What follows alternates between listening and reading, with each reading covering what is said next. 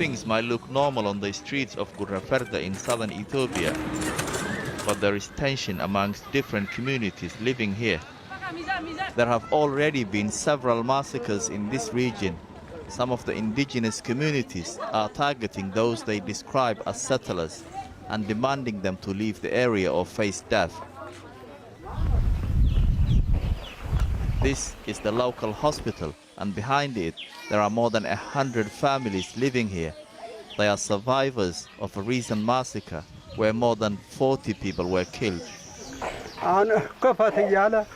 ወደ 11 ሰው ሬሳ ወድቋል። በመሳሪያ ተመቱት በኋላ በገጀራ ቆርጦታል ታስረዋል። ከዛ በኋላ በቢላ አረዱት አንገታቸው። ልጅ ነው ሚስቴ የባህር ልጅ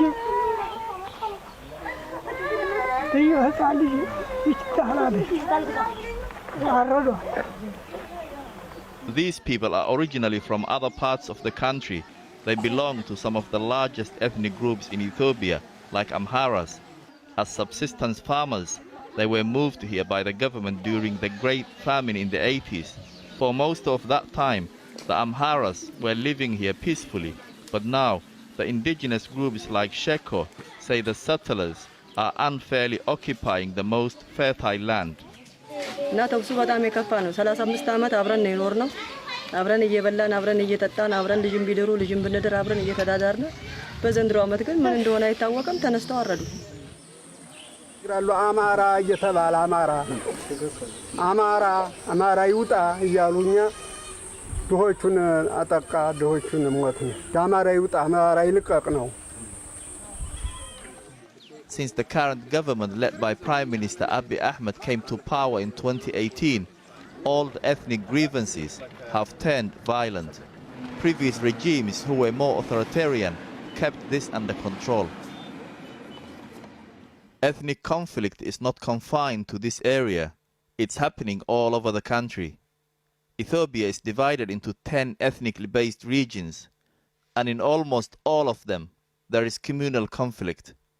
Thousands have been killed, millions displaced. People are fighting for political representation, competition over land and natural resources, and the national election is scheduled next month is fueling the violence. With more than 40 ethnic groups here in the southern nations and nationalities region, it's the most diverse area of the country. The rich, fertile land means there is fierce competition over control of this territory. The government have deployed security forces to keep peace, but even they have fallen victim to the local militia. On the day we arrived, they had lost 7 men in an ambush. It seems the military approach isn't working, so the government appointed community leaders known as ambassadors of peace. I traveled with them to a nearby village where there have been recent killings. Their main task is to calm the fears of local people and to eventually convince them to stay. በቅርቡ የካቲት 5 ላይ እዚህ ቀበሌ ላይ ምሽቱ 7 ሰዓት ላይ አካባቢ ላይ የሰው ህይወት ጠፍቷል። ቤት ተቃጥሏል፣ ንብረት ወድሟል። Sisai Zerfu, who is deaf, has lived here for almost 20 years. He saw his neighbor's house on fire and rushed to help. መንገዱ ላይ እኔ ወደዚህ እየመጣሁ ያው ቃጠሎ መስሎ ያላወቅኩም ልመጣ ሲል እዛ መንገዱ ላይ በገጀራ መታኝ። ከዛ አመልጣለሁ ብዬ እንደገና ምንድነው ብዬ እንዲህ ስላለ ደግሞ ዘጀ ላይ መታኝ። ከዛ The community leaders were then taken to a house where 3 people were killed, a couple and their guest. በዛ ገብቷሉ። ደሙን እዩ የተረጨልን ወንድሙ መቶ የማን ደም ነው ይሄ? የማቾች የሴትዮዋ ደም። So it was just one group that went around killing everybody. አንድ ቡድን ነው ይሄንን ሁላ ነገር። አንድ ቡድን ነው። እነሱ የከበቡን ባወቀ ጊዜ እነሱ ነው መጡ። ስለዚህ በዚህ ተኩሷሉ። ልጁ መስኮቱ ሰብሮ ነው ህይወቱ የደረበች። ሴትዮዋ እዚህ ላይ ተወጋ ቤት ገብቶ ሰብሮ ገብቶ ይሄን ወጉ For now, all the ambassadors of peace can do is listen to the victims' stories, but they are all suspicious of each other. Back in Guraferda, Kindu and his brother tell me they are seen as outsiders here.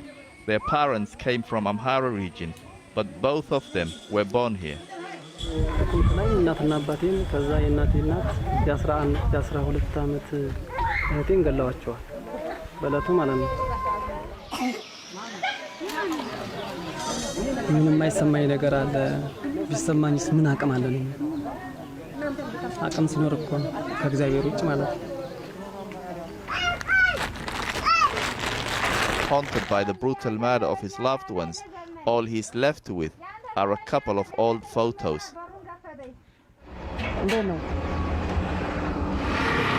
Kindu was not able to give his family a dignified burial, so he took me to where he buried their bodies.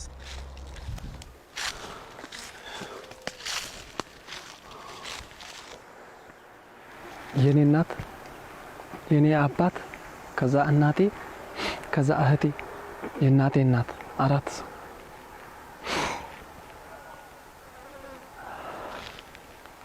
ምንም ማድረገው ነገር የለም። ያው አልቀሸን የቀበርኩት እኛ ከማልቆስ ውጭ ምን አቅም አለን እኛ?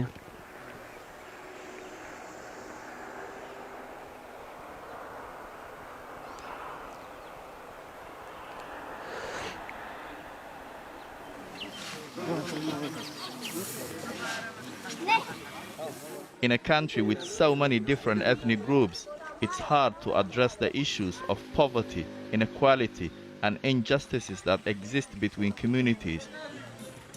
And with the general election weeks away, the stakes couldn't be higher.